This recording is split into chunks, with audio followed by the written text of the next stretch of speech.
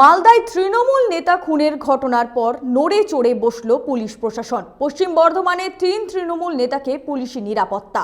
কটাক্ষ করতে ছাড়ল না বিজেপি। আসানসোল পৌর নিগমের 78 নম্বর ওয়ার্ডে তৃণমূল কাউন্সিলর তথা তৃণমূল রাজ্য কমিটির সদস্য অশোক রুদ্র তার আগে পুলিশি নিরাপত্তা ছিল, কিন্তু গত 2022 সালে শেষের দিকে তুলে নেওয়া হয় নিরাপত্তা।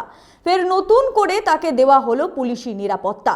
পশ্চিম বর্ধমান জেলা পরিষদের সহসভাধিপতি বিষ্ণুদেব নুনিয়া এবং পশ্চিম বর্ধমান জেলা পরিষদের সদস্য রামকৃষ্ণ ঘোষকে প্রথমবার পুলিশি নিরাপত্তা দেওয়া হয়। প্রসঙ্গত, দিন কয়েক আগে মালদায় দাপুটে তৃণমূল নেতা দুলাল সরকারকে প্রকাশ্য দিবালোকে গুলি করে খুন করে দুষ্কৃতীরা। মুখ্যমন্ত্রী মমতা বন্দ্যোপাধ্যায় প্রশ্ন তুলেছিলেন, ওই তৃণমূল নেতার নিরাপত্তা ছিল কেন তুলে নেওয়া হয়েছে? এই নিয়ে পুলিশের বিরুদ্ধে ক্ষোভ প্রকাশ করেছিলেন। এই ঘটনার পর পশ্চিম বর্ধমানে আগে যে সমস্ত তৃণমূল নেতার নিরাপত্তা ছিল তাদের নিরাপত্তা দেওয়া হয়েছে। মুখ্যমন্ত্রীকে ধন্যবাদ জানালেন 2 তৃণমূল নেতা।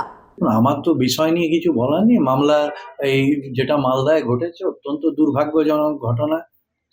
বাবলাদার সাথে আমার ব্যক্তিগত পরিচয় ছিল, একসাথে অনেক প্রোগ্রাম আমরা মালদাতেও করেছি। যেহেতু আমি আগে ছাত্রের রাজ্য সভাপতি ছিলাম, শিক্ষকের রাজ্য সভাপতি ছিলাম, তো সেই ইয়েতে বিভিন্ন জেলায় ঘুরতে হতো, পরিচয় ছিল। আর এই যে ঘটনাটা বলছেন, আমার তো এর আগেও সিকিউরিটি ছিল, প্রায় 5 বছর ছিল, 2022-এর নভেম্বর মাস অবধি ছিল।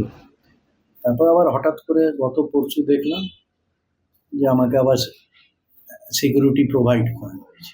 প্রথমে অভিনন্দন জানাই আমাদের নেত্রী, যে বাঙালির বলবো না, ভারতবর্ষের এখন আমি মহান নেত্রী আমার মমতা দিদিকে ধন্যবাদ জানাই যে আমাকে সুরক্ষা গার্ড দেওয়া হয়েছে। আমার মতন যত বাঙালির মধ্যে যারা পোস্টেড আছেন, যারা ভেবেছেন যে আমাদের যারা ওয়ার্কার আছে তাকে সুরক্ষা দেওয়ার দরকার আছে। আর এরপরে কটাক্ষ বিজেপি নেতা শ্রীদীপ চক্রবর্তী জানান, তৃণমূলের শাসনকালে তৃণমূল নেতাদের পাহারা দিতে হচ্ছে, এর থেকে লজ্জার কিছু নেই। রাজ্যের স্বরাষ্ট্রমন্ত্রীর ব্যর্থতা। আপনারা মালদাতে দেখলেন যে তৃণমূলের নেতাকে কিভাবে রাস্তায় দাঁড়িয়ে গুলি করে হত্যা করা হলো। কারণ পশ্চিমবঙ্গের শাসন ব্যবস্থা বলে কিছু নেই। আজকে বিরোধী দল যেরকম আমরা বলে থাকি আমরা প্রোটেকশন চাই, আজকে তৃণমূলের নেতারা প্রোটেকশন চাইছেন। তার মানে ওনাদের স্বরাষ্ট্রমন্ত্রীর এটা ব্যর্থতা, ওনারা এই শাসন ব্যবস্থা ঠিকঠাক চালাতে পারছেন না। আসানসোল ও পাণ্ডবেশ্বর থেকে সঞ্জয় যাদব ও প্রলয় বন্দ্যোপাধ্যায়ের রিপোর্ট, 99 নিউজ বাংলা।